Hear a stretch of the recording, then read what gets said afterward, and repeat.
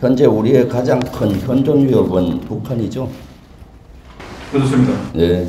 그리고 군은 현존 위협도 대비하지만 미래 위협도 동시에 대비하고 있죠. 그렇습니다. 예. 미래 위협은 어떻습니까? 주병국 위협으로 국방백서에도 명시하고 있는데 어떻습니까? 주병국 잠재적 위협. 그렇죠. 미래 잠재적 위협이죠. 거기에는 일본, 중국, 러시아 주병국도 다 포함이 되는 것이죠. 그리고 주병국 현재 일본을 포함해서 중국, 러시아는 해상에서 군사활동을 점점 강화하고 있죠.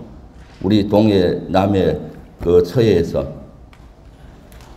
그렇습니다. 예, 특히 일본이 더 동해상에서 활동이 증가되고 있어요. 수치를 보니까. 맞습니까? 제가 정확히 수치는 네, 증가하고 있는 거죠. 그래서 민주당에서는 기존에 한미일이 했던 것은 한미일 훈련은 미사일을 탐지하고 경보하는 수준은 계속 유지하는데 무방하다는 거예요. 지금까지 보수 진보 정보 할 것 없이 북한 미사일을 탐지하고 전파하는 훈련은 해왔고 현재도 그 정도는 문제가 없다라는 것이 우리 민주당의 입장입니다. 알고 계시죠? 네. 그런데 기존의 한미일 훈련을 동해에서 일본 자위대함하고는 한 적이 없어요. 그리고 동해에서 하는 것을 경계하는 거고, 그래서 적절선을 유지하면서 가한 것을 경계하는 것인데 마치 미래 위협 그런 것들을 종합적으로 보수 진보 정부 할 것 없이 고려한 것을 권장하는데 마치 뭐라고 할까, 이것을 이념적으로 이렇게 갖고 오는 것 같아요. 그래서 우리 해군에서는 한미일 훈련 같은 경우는 기존에 해왔던 정도로 하지만은 가하게 되다 보면은 미래 위협을 동해로 끌어들일 수 있는 우려를 염려하는 거예요. 해군 참모총장님, 최근에 그 서해 공무원 피격 사건과 관련해서 감사원 감사 받으셨죠? 조사 개시 인원에 대해서 조사 받으셨죠? 해작 사령관 하시면 그 당시 서해 공무원 사건 당시 해작 사령관을 하면서 그때 공무원이 실종됐을 때 탐색 구조 여러 가지 밤낮 없이 했고, 또 서해 공무원이 피격됐을 때는 뼈조각 하나라도 찾기 위해서 한 2, 3주 동안 해작사는 엄청나게 노력을 했잖아요. 그렇습니다. 예. 그렇게 노력한 죄밖에 없는데 감사원 감사를 받았는데 몇 번 받았습니까? 저는 한 번. 어디 가서 받았죠? 어디 불려가서 받았습니까? 서울에 있을 때. 서울에 국방부에 있는 조사본부 7층에 불려갔습니까? 감사원 감사실에? 그거는 수사 중이기 때문에 또 그리고 해군에서 감사원 감사 받은 인원은 몇 명입니까? 그 조사 개시 인원에 대해서는 10여 명으로 들어갔어요. 그러니까 해작사와 관련됐던 인원들, 해군 총장님은 본인이 거니까 어떤지 모르겠지만은 표현을 못하겠지만 부하들이 이런 감사를 받고 할 때 열심히 노력했는데도 어떤 심정이었습니까? 안타까운 심정이 있습니다. 예? 안타까운 심정이 있습니다. 너무나 안타깝고 분노스러웠죠? 좀 원망스럽기도 하고. 아마 그것은 정상적일 겁니다. 저부터도 분노스러운데, 군 출신으로서. 그래서 실제 윤석열 정부는 지금과 같은 안보 위기에 군 고위 지휘관을 포함을 해서 실질적으로 많은 인원들을 오라가라 하면서 불안을 조성하고 분열을 조성하고 안보의 공백을 내고 있는 겁니다. 참 왜 이렇게 하는지 모르겠어요. 감사원 감사는 예전 거를 꺼집어서 군을 온통 뒤흔들고 있어요. 실제. 해병대 사령관님 오셨죠? 예, 해병대 사령관입니다.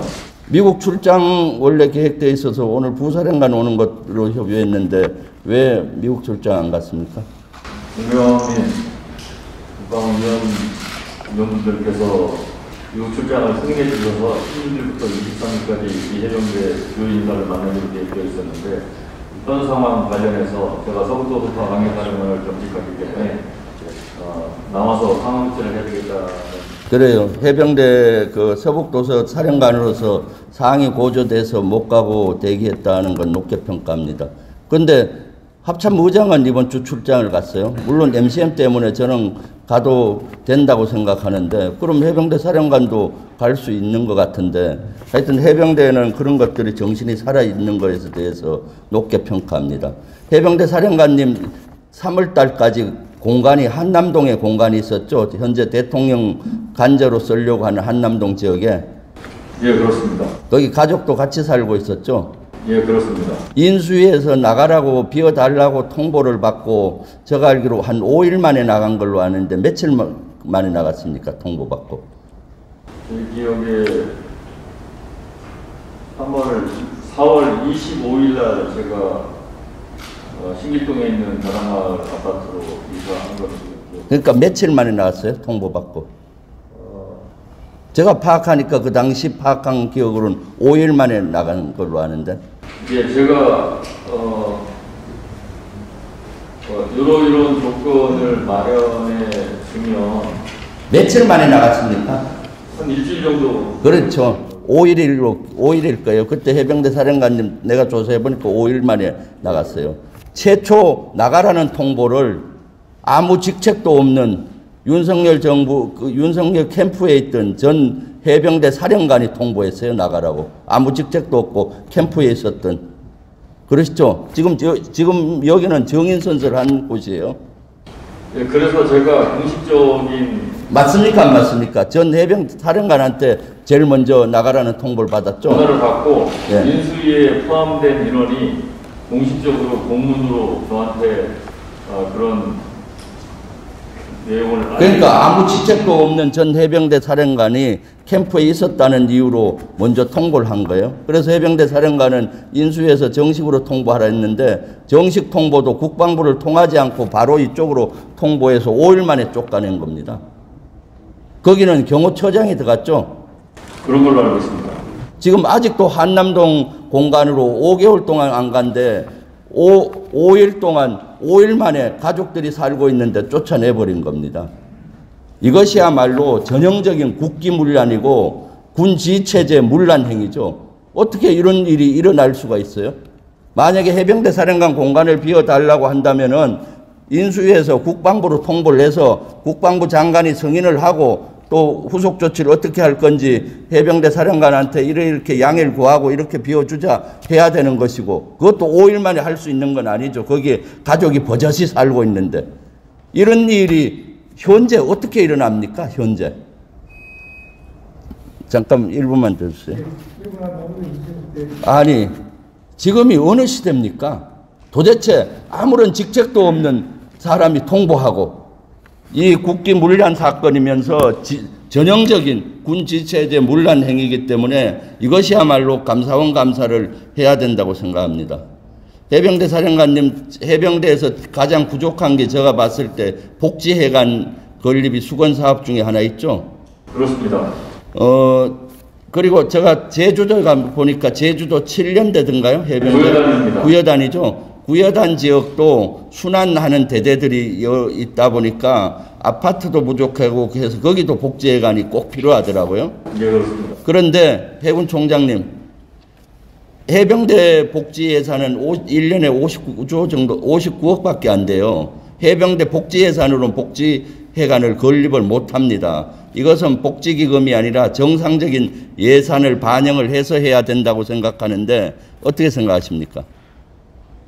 지원 가능 분야를 식별해서 말씀하신 대로 지원하겠습니다. 이것은 아주 큰 수건 사업이니까 각 군에서는 복지금이 여유가 있으니까 그래도 복지기금을 할 수 있는데 해병대는 그런 구조가 아니에요. 그러니까 꼭 이것은 정식 예산에 반영을 해서 제주도 지역 하나 하고 해병대가 원하는 서울 지역 그런 꼭 하나가 필요하다고 봅니다. 해병대 해관과 관련돼서 추가 말씀 답변드리면 현재 국방부에 건의를 했고 국방부에서 부지를 어떻게 확보할 것인지 예산을 어떻게 확보할 것인지 현재 고민 중에 있습니다.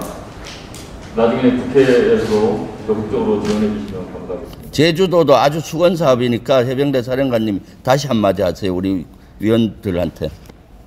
예, 제주도의 복지회관도 추진토록 하겠습니다. 네, 감사합니다.